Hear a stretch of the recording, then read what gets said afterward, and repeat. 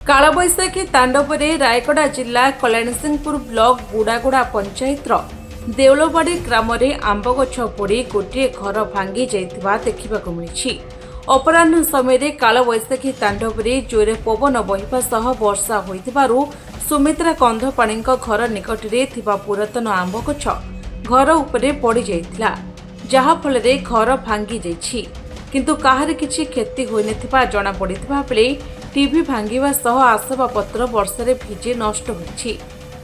उक्त खबर अग्निशम विभाग पाई घटनास्थल में पहुंची गछ काटी सफा करिथिबा देखिबाकु मिलिछि।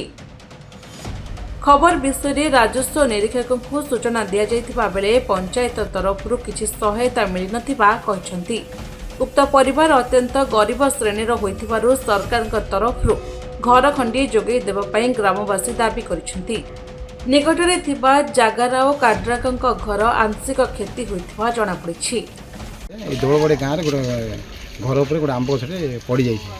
आम सांगे सांगे आम टर्न आउट आम स्टाफ सब मिसिक आसिक देवलबाड़ी पशिक से गछ को काटिकी पूरा पूरा क्लीयर करूँ से घर बाहर सब करदेलु। घर कि भांगी जाइए आजबेस्ट सब भांगी जाइए कि सब क्लीयर करदे गछ सब काटिकी आस कह से लोक तो नहांती प्रेजेंट बर्तमान जाइए कड़े टाउन आड़ कर जाइए बट आम से लोकाल उपस्थित लोक ना से पड़े आस तीर्थनाथ कंधपाणी देउलबाड़ी ग्राम बुडड़ा जीपी आज अचानक काल बैशाखी तांडव जो मो बड़ भाईर घर भांगी जाइए जहाँकि बहुत बड़ आंब गछ गोटे घर उपर पड़ी जाइए टोटाल घर भांगी जाइए।